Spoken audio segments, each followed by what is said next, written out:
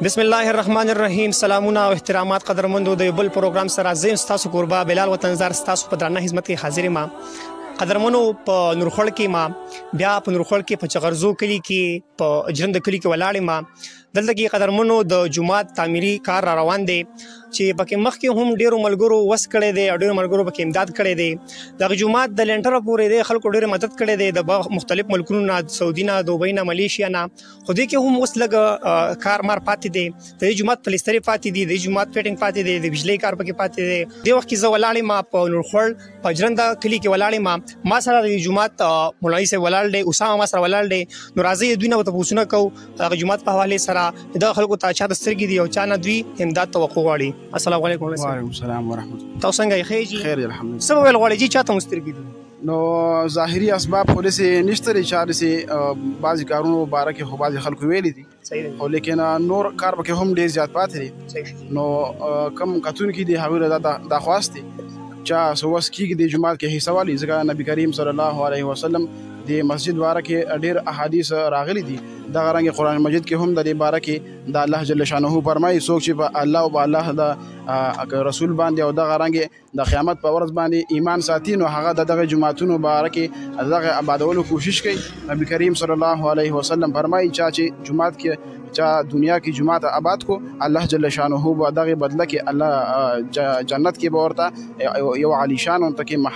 محل ورکی چې هغه ډیر زیات فضایل راغلي د غرانګ نو اوس مونږه خو چاته د سترګې نشته دی لیکن د الله جل شانه دعا را کوم اهل خیر حضرات د هاوینه توقع دي ان شاء الله د عیسی باهلی ان شاء الله. قدرمنو تاسو د مفتی صاحب خبرې واورېدې چې ډېرې خپلې خبرې زموږ سره وکړې خو تاسو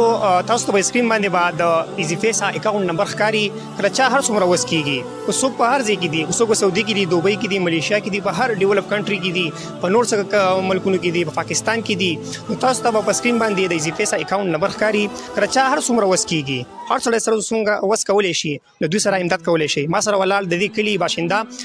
ما سره سید ولاړ دی نور تاسو بعد هغوی نه کوو. سید صاحب السلام علیکم. وعلیکم السلام. بسم الله الرحمن الرحیم. تندار ورو څنګه خیر تاسو خیر جو الحمدلله. تاسو شکریا دا کوم چې موږ له ټیم را کوم موږ لرالې زموږ د جمعات دا کار او زموږ د محله ډیره کمزوري و او دا زموږ ډیر مسلمانان ورونه دا سلو مسافرونه چې د دوی په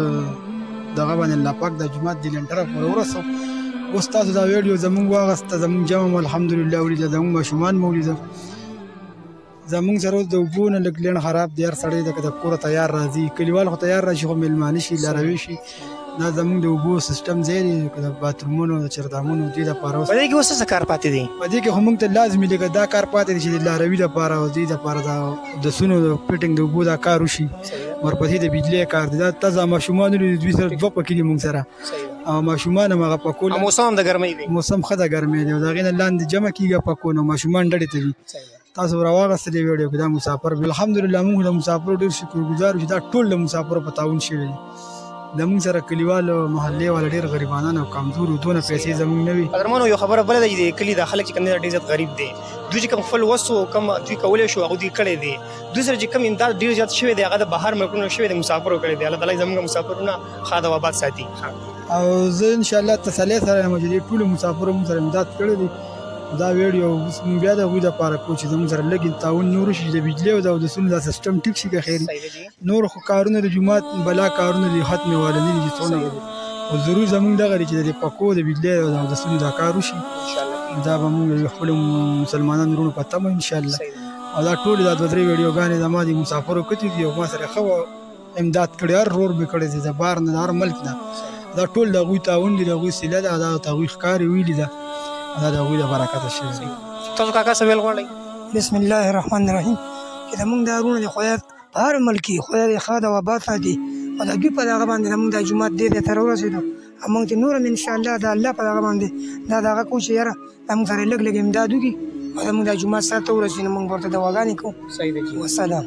ډېره زیاته مننه قدرمنو تاسو د کلیوالو خبرې هم واورېدې چې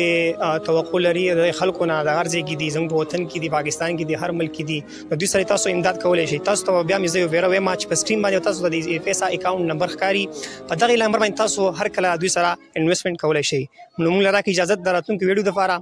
والسلام.